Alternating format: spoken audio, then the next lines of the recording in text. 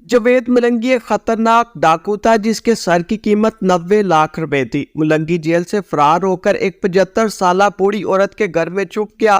بوڑھی عورت نے اس کی جوانی کو دیکھتے ہوئے ایک پرانے سے صندوق میں بند کیا اور پھر صندوق کے بعد تالا لگا دیا۔ پولیس والے ملنگی کے تعاقب میں بوڑھی عورت کے گھر میں داخل ہوئے، اس کا سارا سامان چیک کیا، 2 کمروں کی اچھی طرح تلاشی لی لیکن صندوق پر ان کا دھیان نہ کیا۔ پولیس والے بوڑھی عورت پر تشدد کر رہے تھے اور اس سے بار بار پوچھ رہے تھے کہ ایک خطرناک ڈاکو تمہارے گھر میں داخل ہوا ہے، بتاؤ وہ کہاں ہے۔ لیکن بوڑھی عورت نے کہا کہ بیٹا مجھے کچھ نہیں معلوم، ایک نوجوان میرے گھر میں داخل ضرور ہوا تھا لیکن دیوار پھیلا کر وہ گلی سے باہر بھاگ گیا۔ پولیس والوں کے جانے کے بعد بوڑھیا نے صندوق کا تالا کھولا اور جاوید کو صندوق سے باہر نکالا۔ جاوید ملنگی کو پیاس محسوس ہو رہی تھی، لہٰذا اس نے بوڑھیا سے پانی مانگا لیکن بوڑھیا نے اسے دودھ کا پیالہ پیش کیا۔ ان تمام تر مہربانیوں کے باوجود وہ بوڑھیا کے گھر سے جب رخصت ہونے لگا تو بڑی ہی چلاکی سے بوڑھیا کے قیمتی اور قدیم سونے کا لاکٹ چرا کر بوڑھیا کی بیوقوفی پر مسکراتا ہوا گھر سے باہر چلا گیا۔ دل میں یہی سوچ رہا تھا کہ بیوقوف بوڑھیا، تو نے ایک سانپ کو دودھ پلایا، بھلا ایک ڈاکو بھی رحم دل ہو سکتا ہے کیا؟ مگر جاوید ملنگی کے اس وقت رونگٹے کھڑے ہو گئے جب اس سے حقیقت کا پتہ چلا کہ بوڑھیا نے مجھے ہی لوٹ لیا، کیونکہ حافظ آباد کے 2 خاندانوں کی بہت قدیم دشمنی تھی۔ میں نے جب آنکھ کھولی، ہوش سنبھالا، ان کو آپس میں لڑتے ہی دیکھا اور مجھے اس بات کا افسوس تھا کہ میں اس خاندان کا حصہ ہوں۔ حالانکہ میرے والد نے مجھے تعلیم حاصل کروائی، پڑھایا لکھایا، لیکن اس پڑھائی کا کیا فائدہ جو کسی کو شعور نہ دے پایا۔ میں جب بھی اپنے بڑوں سے کہتی کہ یہ خون خرابہ چھوڑ دیں، دشمنی میں کچھ نہیں رکھا، آنے والی نسلوں پر رحم کرے، لیکن جواب میں مجھے ایک ڈانٹ ہی ملتی۔ میری چھوٹی بہن اکثر مجھ سے کہا کرتی تھی کہ آپ ہی دل کرتا ہے ہم یہاں سے بھاگ جائیں یا پھر کسی دوسرے شہر میں آباد ہو جائیں، کیونکہ اس علاقے میں رہنے کا کیا فائدہ، جہاں نہ دن کا چین نہ ہی رات کو آرام۔ ہر وقت یہی محسوس ہوتا ہے کہ کہیں سے بھی ہمارا دشمن آدمی ہمارے گھر کی دیوار پھیلا کر سب کو جان سے مار ڈالے گا۔ خاندان کے ہر فرد کو تقریباً اس طرح کے خواب بھی آتے تھے کہ کسی نے ہمارے گھر پر حملہ کر دیا اور چیخ مار کر کوئی نہ کوئی گھر کا فرد نیند سے بیدار ہوتا، پھر اس کو پانی پلایا جاتا۔ ان 2 خاندانوں کی دشمنی اس وقت شدت آئی جب جاوید کے باپ کو دھوکے سے مارا گیا۔ اس وقت تو جاوید انگلینڈ میں تعلیم حاصل کر رہا تھا اور وہ خوش تھا کہ وہ جہنم سے نکل چکا ہے، لیکن اسے نہیں معلوم تھا کہ انسان جتنی کوشش کرے خون کے رشتوں سے الگ نہیں ہو سکتا۔ جاوید کے باپ کو دھوکے سے اغوا کیا گیا، وہ بھی کرائے کے قاتلوں کی مدد سے اغوا کر کے فوراً اس کو مار دیا گیا، پھر اس کی لاش کے ٹکڑے کر کے بوری میں ڈال کر دریا میں پھینک دیے گئے تھے۔ لیکن اس پر میرے خاندان والے سکون سے نہ بیٹھے، حالانکہ وہ اپنے دشمن کو مار چکے تھے لیکن اب بھی ان کا نقصان ہی کرنا چاہتے تھے۔ جاوید اپنی تعلیم چھوڑ کر واپس آ چکا تھا کیونکہ اس کا باپ لاپتہ تھا۔ پھر ان کو فون رسیو ہوا کہ 1 کروڑ کے بدلے اپنا بندہ لے جاؤ۔ جاوید کا چاچا اپنے بھائی کو ہر قیمت پر آزاد کروانا چاہتا تھا، لہٰذا اس نے زمین فروخت کر کے سارے نقد پیسے بیگ میں ڈالے اور بتائے گئے ایڈریس پر جا پہنچا۔ حالانکہ جاوید اس کے ساتھ آنا چاہتا تھا، بلکہ جاوید نے یہی کہا تھا کہ چاچا یہ پیسوں والا بیگ آپ مجھے دے دیں، وہ میرا باپ ہے، میں نہیں چاہتا کہ آپ کے لیے کسی قسم کا مسئلہ بن جائے۔ لیکن جاوید ملنگی کے چاچا نے یہی کہا کہ بیٹا تو ابھی بچہ ہے، باہر تعلیم حاصل کر کے آیا ہے، تو ہمارے علاقے کے طور طریقے سے بالکل واقف نہیں اور میں اپنے بڑوں کی خاطر تمہاری جان خطرے میں نہیں ڈالنا چاہتا، لہٰذا پیسے لے کر میں خود جاؤں گا۔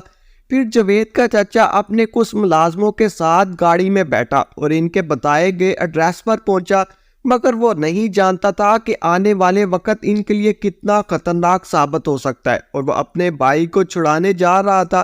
وہاں پہلے ہی ان کے لیے ایک ٹریپ تیار کیا گیا تھا۔ جیسے ہی بتائے گئے ایڈریس پر پہنچا تو وہاں بھی ان پر حملہ کیا گیا، پیسے بھی لے لیے گئے اور اس کے چچا کو مار دیا گیا۔ اس واقعے کے بعد جاوید آدھا پاگل ہو چکا تھا، وہ پڑھائی بھی چھوڑ چکا تھا اور انتقام کی آگ میں جل رہا تھا۔ کبھی انسان ایسے حالات سے گزرتا ہے کہ وہ ایک وحشی درندہ بن جاتا ہے، یہی حالت جاوید کے ساتھ تھی۔ میں نے اسے زندگی میں کبھی دیکھا تک نہیں تھا، لیکن اس کے بارے میں سنا بہت تھا کہ بڑا ہی خوبصورت نوجوان ہے، پڑھائی میں بھی کافی لائق ہے اور باہر تعلیم حاصل کر رہا ہے، لیکن ہمارے خاندان کو اتنا جاوید نے نقصان نہیں پہنچایا جتنا میں نے خود پہنچایا تھا۔ میں نے اپنے خاندان کو نقصان ہی نہیں بلکہ ان کی عزت بھی چھین لی تھی۔ ہمارا خاندان لوگوں کے لیے ایک مذاق بن کر رہ چکا تھا۔ میں نے تو اپنی محبت کی خاطر، گھر سے مراد میرا خاندان تھا جس میں میرے والدین، بہن، بھائی شامل تھے۔ میں اپنے گھر میں سب سے چھوٹی تھی اور سب کی لاڈلی تھی۔ میرے والد کا مجھ سے محبت کا یہ عالم تھا کہ میرے والد، میری والدہ اپنے باقی بچوں سے اس بات پر غصہ ہوتے تھے کہ میں ان کی وجہ سے رو رہی ہوں۔ اس کے علاوہ آج تک میرے والد کی آواز گھر میں کبھی بلند نہیں ہوئی تھی۔ اگر میں آج اپنے والدین کی محبت کروانے لگوں تو قربانیاں کروانے لگوں تو شاید میری رہتی زندگی ختم ہو جائے، ان کی محبت اور قربانیاں ختم نہ ہو۔ لیکن پتہ نہیں کیوں میں ان کی محبتوں کے معاملے میں بدقسمت ثابت ہوئی۔ میں نے وہ سب کچھ کھو دیا، ان رشتوں کو بھی کھو دیا جن کی خاطر مجھے جان دینی پڑتی تو دے دینی چاہیے تھی، لیکن ان رشتوں کو نہیں کھونا چاہیے تھا۔ گاؤں میں ہی ایک خاندان والوں نے میرے دادا ابو کے بھائی کو قتل کیا تھا اور ان کے بدلے میرے دادا نے مخالف فریق کے 2 بندے جان سے مار دیے تھے۔ ظاہر ہے جیسے میرے دادا ابو کو اپنے بھائی کے مرنے کی تکلیف تھی، ایسے ہی اگلے بندوں کو اپنے لوگوں کے مر جانے کا دکھ تھا۔ وہ لوگ مختلف موقعوں پر ہم پر حملہ کرتے رہے۔ ایک بار میرے دادا ابو اور میرے سب سے چھوٹے چاچو پیشی سے واپس آ رہے تھے کہ راستے میں مخالف فریق گھات لگا کر بیٹھے ہوئے تھے۔ نہ صرف وہ خاندان کے لوگ تھے بلکہ انہوں نے کرائے پر قاتلوں کو بھی بلوا رکھا تھا۔ اس دن کا مقصد ہمارے پورے خاندان کو صفحہ ہستی سے مٹانا تھا، لیکن یہ ہماری خوش قسمتی تھی کہ اس دن میرے دادا ابو اور میرے چھوٹے چاچو باقی خاندان سے پہلے نکل آئے۔ میرے والد صاحب اور ان کے بھائی کسی کام کی وجہ سے ایک رات وہاں ہی شہر میں رک گئے۔ جب ہمارے دادا ابو اور میرے چاچو اس جگہ پر پہنچے جہاں پر قاتل گھات لگا کر بیٹھے ہوئے تھے تو قاتلوں نے ان پر حملہ کر دیا۔ میرے چاچو نے میرے دادا کو بچاتے ہوئے اپنی جان دے دی۔ الحمدللہ میرے خاندان میں بزدلی نہیں تھی۔ وہ لوگ تعداد میں 15 سے 20 کے قریب تھے اور میرے چاچا اور دادا صرف 2 لوگ تھے۔ اس کے باوجود میرے چاچا کی جان چلی گئی۔ دادا ابو شدید زخمی ہوئے لیکن ان کی جان بچ گئی، جبکہ مخالف فریق کے 2 لوگ اور 3 کرائے کے قاتل جان سے مارے گئے تھے۔ یعنی وہاں بھی ہمارا گھرانہ الحمدللہ باری رہا۔ یہاں سے وضاحت کرتی چلوں کہ جس خاندان سے ہماری دشمنی تھی، اس خاندان نے پہلے کم از کم 15 سے 20 علاقے کے لوگوں کو قتل کر رکھا تھا اور کوئی بھی ان کے مقابلے میں کھڑا ہونے کے لیے تیار نہیں تھا، بلکہ ہم سے پہلے کسی نے ان کے خلاف تانے جانے کی یا قانونی کارروائی تک کرنے کی جرات نہیں کی تھی۔ یہ ہمارا واحد گھرانہ تھا جس کا ان کے سامنے کھڑے ہونے کی جرات ہوئی تھی۔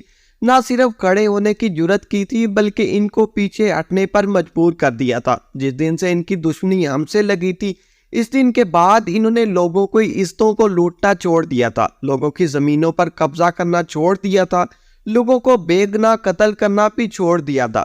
انہوں نے سفید پوش لوگوں کے گھروں سے چوریاں کروانا چھوڑ دیا تھا۔ اس دن کے بعد ہم تو لوگ بہت زیادہ محتاط ہو گئے تھے کیونکہ قاتلانہ حملے میں میرے چاچا قتل ہوئے تھے اور دادا شدید زخمی ہوئے تھے، جبکہ مخالف فریق کے 2 ذاتی بندے مارے گئے تھے، 3 کرائے کے قاتل بھی مارے گئے تھے۔ لیکن اس کے باوجود چونکہ حملہ انہوں نے کیا تھا، اس لیے علاقے میں یہ بات ہو رہی تھی کہ مخالف فریق نے دیدہ دلیری سے کام لیتے ہوئے اپنی جان کی پرواہ نہ کرتے ہوئے قاتل کا بدلہ لیا۔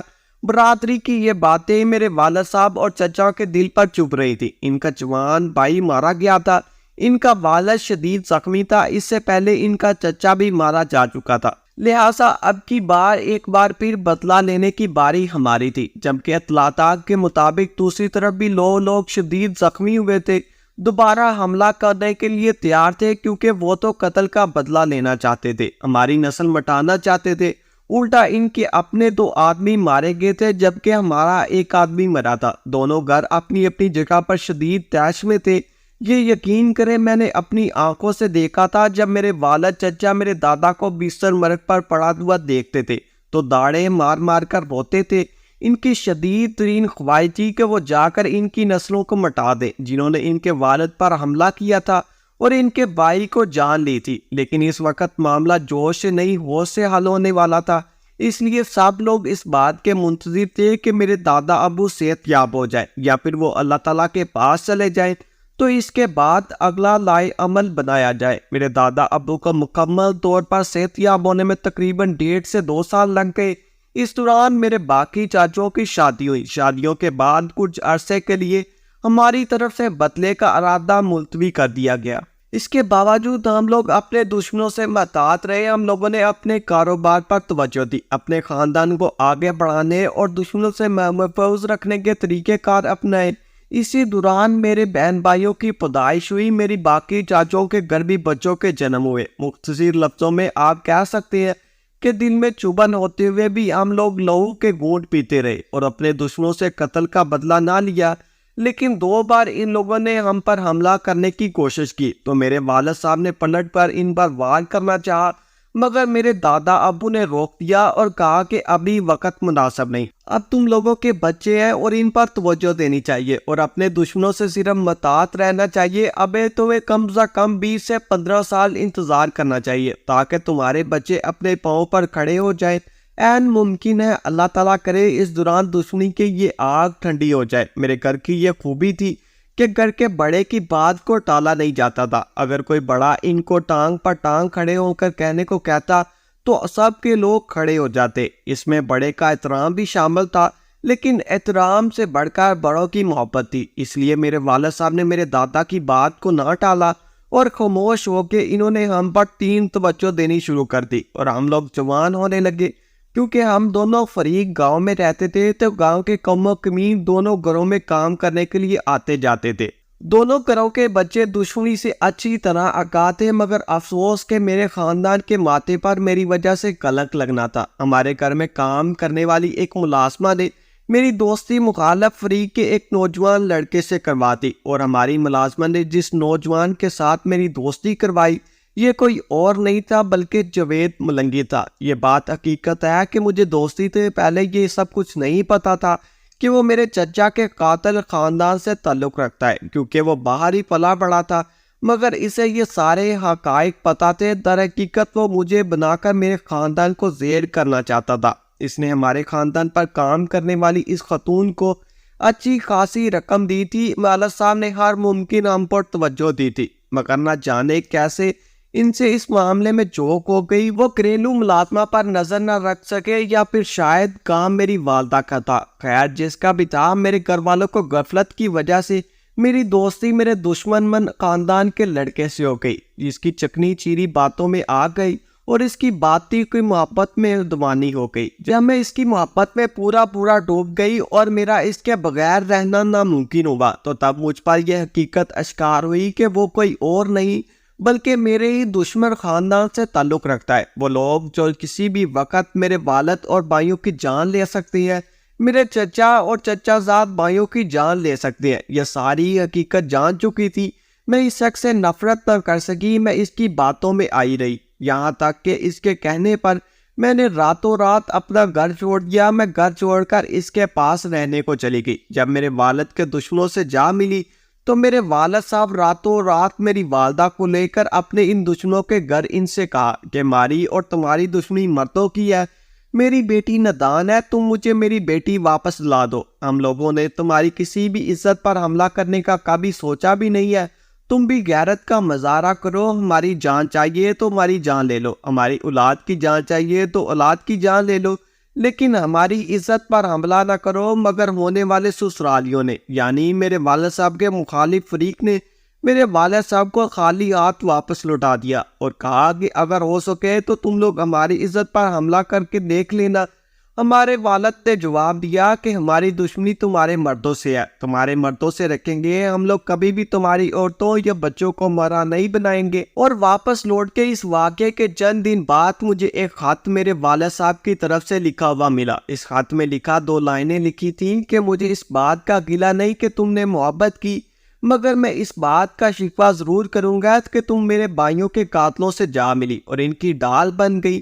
میرے والد صاحب نے مزید لکھا کہ میں ان لوگوں سے کبھی شکست نہیں کھا سکتا اگر ان کا ہتھیار میری اپنی اولاد بنی ہو۔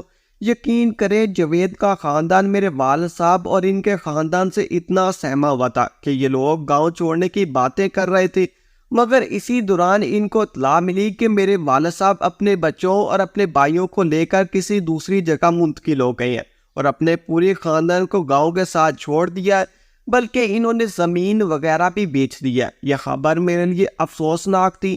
مگر میں اس طرف میرا بغیر نکاح کے اپنے محبوب کے ساتھ رہ رہی تھی اور محبت کے نام پر وہ سب کچھ کر رہی تھی جو مجھے کسی بھی صورت نہیں کرنا چاہیے تھا۔ اس لیے میرا یہ غم مجھے اتنا اداس نہ رکھ سکا۔ پہلے سننے میں آیا کہ میرے والد صاحب لاہور منتقل ہو گئے ہیں، بعضاں پتہ چلا کہ لاہور نہیں وہ کراچی چلے گئے ہیں، مگر میں نے ان کو سادہ ڈھونڈنے کی کوشش نہیں کی کیونکہ میں اس وقت میرے محبوب پاس تھا، تو میرے لیے میری دنیا میرے پاس تھی۔ مگر افسوس کہ وہ محبوب حقیقت میں اپنی دشمنی نبھا رہا تھا۔ اس نے جب اپنی ہوس مجھ پر مسا لی تو مجھ سے نکاح کرنے سے انکار کر دیا۔ اس نے اپنے چچا زاد بھائیوں کے ہمراہ زبردستی مجھے حویلی میں قید کر کے رکھ لیا۔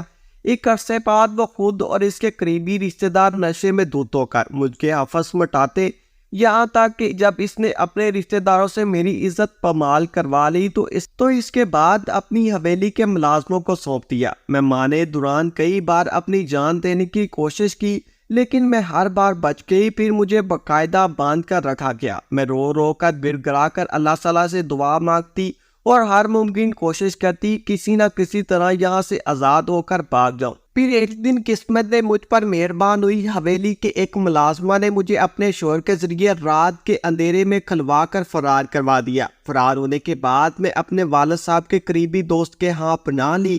انہوں نے وقتی طور پر مجھے پناہ دے دی مگر ہمیشہ کے لیے مجھے اپنے پاس رکھنے سے یہ کہتے ہوئے معذرت کر لی کہ جو عورت اپنے والدین کو دھوکہ دے سکتی ہے، جو اپنے والدہ دادا کے قاتلوں کے پاس جا کر ان کی بستر زینت بن سکتی ہے، وہ عورت کسی بھی وقت ہمیں قتل کروا سکتی ہے، اس لیے ہم تم پر بھروسہ نہیں کر سکتے۔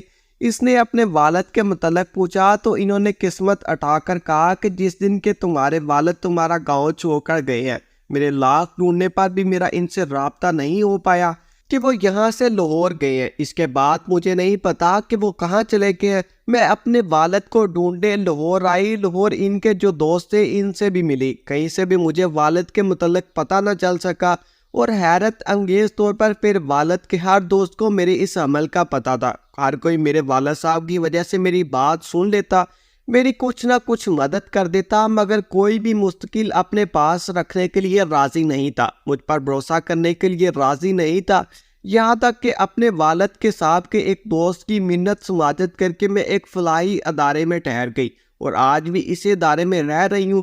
جس شخص کی وجہ سے میری یہ حالت ہوئی وہ بھی چین سے نہ رہ پایا، کیونکہ کسی عورت کو تباہ کرنے والا شخص عزت کے ساتھ نہیں رہ سکتا۔ جاوید پڑھائی چھوڑ چکا تھا اور پھر کہیں روح پوش ہو چکا تھا۔ میرے بابا کے کچھ وفادار دوست تھے جو اس کا پیچھا کر رہے تھے، اس کو جان سے مار دینا چاہتے تھے، لہٰذا جاوید نے ایک ڈاکوؤں کا گروہ جوائن کر لیا اور بعد میں اپنی چلاکی اور صلاحیتوں کی بدولت اسی گروہ کا سردار بن گیا۔ پولیس اس کی تلاش میں تھی اور اس کی سر کی قیمت 90 لاکھ روپے تھی، مگر وہ آسانی سے کسی کے ہاتھ میں آنے والا نہیں تھا۔ تیاری ہونے کے باوجود بڑے بڑے لوگوں کے ساتھ تعلقات بنا رکھے تھے اور جاوید پر ہاتھ ڈالنا اتنا آسان نہیں تھا۔ ایک بار وہ بیس بدل کر اپنے خاندان والوں سے ملنے آیا، اس کی مخبری کی گئی اور یوں اس کے گاؤں کو چاروں طرف سے گھیر لیا گیا۔ جاوید کے لیے فرار ہونے کا راستہ ناممکن ہو چکا تھا، لہٰذا اس نے خود ہی اپنے آپ کو قانون کے حوالے کر دیا، مگر گرفتاری کے وقت اس کے چہرے پر کسی قسم کا پچھتاوا نہیں تھا اور ایسے محسوس ہو رہا تھا جیسے وہ اپنے گھر ہی جا رہا ہے۔ تقریباً 1 مہینہ قید رہا، پھر اس کے بعد ایک پولیس والے کو بھاری رشوت دے کر جیل سے فرار ہو گیا۔ پولیس کے ایک ملازم کی وجہ سے پورے ڈپارٹمنٹ کی بدنامی ہو گئی اور پھر جاوید کا پیچھا کیا گیا۔ اسے یقین تھا کہ اس بار اگر میں پکڑا گیا تو شاید کبھی رہا نہ ہو پاؤں، لہٰذا جلدی سے ایک گھر میں گھس گیا۔ اسے نہیں معلوم تھا کہ ایک بوڑھی عورت کا گھر ہے جس میں وہ اکیلی رہتی تھی۔ یہ بیچاری 75 سالہ ایک بوڑھی عورت تھی جس کا جوان بیٹا کچھ سال پہلے ایک حادثے کا شکار ہوا تھا اور فوت ہو گیا تھا۔ وہ اپنا آدھا توازن کھو چکی تھی، جس آدمی کو دیکھتی تو اپنا بیٹا سمجھتی۔ بوڑھی عورت نے جاوید سے پوچھا کہ بیٹا کیا ہوا ہے، کیوں پریشان ہو، جس پر اس نے بتایا کہ پولیس میرا پیچھا کر رہی ہے، بس کچھ دیر مجھے آپ کے گھر میں پناہ چاہیے۔ بڑھیا جاوید کو پیار کرنے لگی اور کہا کہ اس صندوق میں گھس جا، کیونکہ پولیس اگر میرے گھر میں داخل ہو گئی تو تمہیں پکڑ لے گی۔ جاوید نے اپنے آپ کو اس صندوق میں بند کیا اور بڑھیا نے اس صندوق کو تالا لگا دیا۔ پولیس گھر میں داخل ہوئی اور اس عورت سے پوچھا کہ کچھ دیر پہلے ایک نوجوان گھر میں داخل ہوا ہے، مگر بڑھیا نے جاوید کو بچانے کے لیے پولیس والوں سے جھوٹ بولا کہ آپ لوگوں کے آنے سے پہلے ایک نوجوان میرے سین میں ضرور آیا تھا، لیکن پھر دوسری طرف سے گھر کی دیوار پلانگ کر وہ گھر سے بھاگ گیا۔ اس کے علاوہ میں کچھ نہیں جانتی۔ انہوں نے بڑھیا پر کافی سختی کی، لیکن اس نے کچھ نہ بتایا۔ اس کے تمام کمروں کی تلاشی لی گئی، سامان کو ادھر ادھر پھینکا گیا، لیکن جاوید کی خوش قسمتی تھی کہ پرانے صندوق کی طرف ان کا دھیان نہ گیا اور وہ واپس چلے گئے۔ ان کے جانے کے بعد بڑھیا نے صندوق کا تالا کھولا، جاوید کو صندوق سے باہر نکالا۔ اس نے دیکھا کہ جاوید کانپ رہا ہے۔ جاوید نے پانی مانگا تو بڑھیا نے اسے دودھ کا پیالہ پیش کیا۔ جاوید اپنے آپ سے یہی کہنے لگا کہ بڑھیا کا دماغی توازن ہی خراب ہے، ورنہ وہ کسی ڈاکو یا چور کو اتنا پیار نہ کرتی۔ لہٰذا اس نے بڑھیا کی سادگی کا فائدہ اٹھایا۔ جس صندوق میں وہ چھپا تھا وہاں ایک قیمتی اور قدیم لاکٹ پڑا تھا، تقریباً 10 تولے کا لاکٹ تھا، جس کو وہ اٹھا کر اپنے ساتھ لے گیا۔ بڑھیا نے اپنی بیٹی کی شادی کے لیے یہ لاکٹ محفوظ کر رکھا تھا۔ اس وقت اس کی بیٹی اسکول میں پڑھانے گئی ہوئی تھی اور جیسے ہی واپس آئی تو اس نے ماں کو بتایا کہ جو شخص ہمارے گھر میں پلانے لے آیا تھا دراصل وہ چور تھا اور ہمارا لاکٹ بھی چوری کر کے لے گیا ہے۔ بڑھیا نے بیٹی کے منہ سے یہ لفظ سنا تو اس کے منہ سے جاوید کے لیے بددعا نکلی اور وہ پھر تاڑے مار مار کر رونے لگی۔ جاوید کی خوش قسمتی ابھی تک اس کا ساتھ دے رہی تھی اور وہ کسی کو دھوکہ دے کر کامیاب ہو رہا تھا، لیکن ایسا شخص کبھی بھی قانون کی گرفت میں ضرور آتا ہے۔ جاوید کافی محتاط ہو چکا تھا۔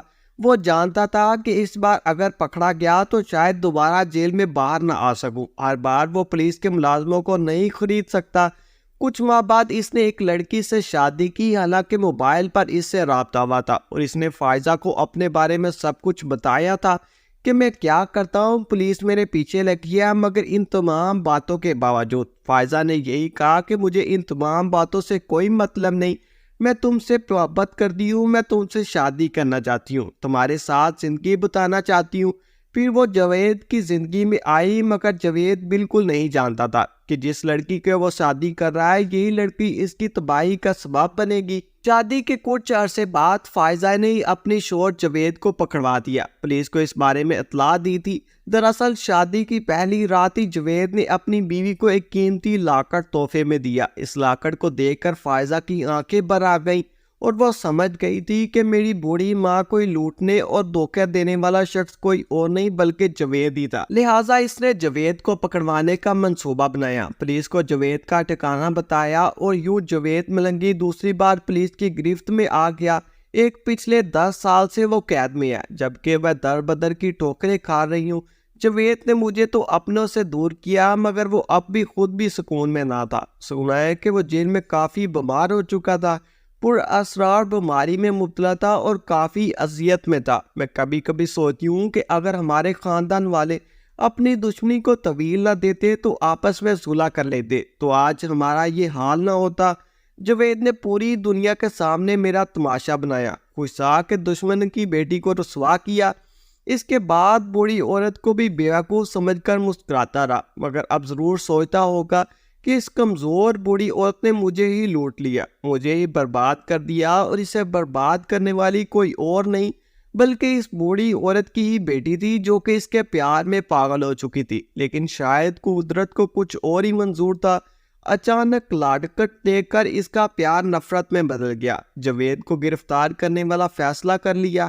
کہانی کیسی لگی کمنٹ کریں، شکریہ۔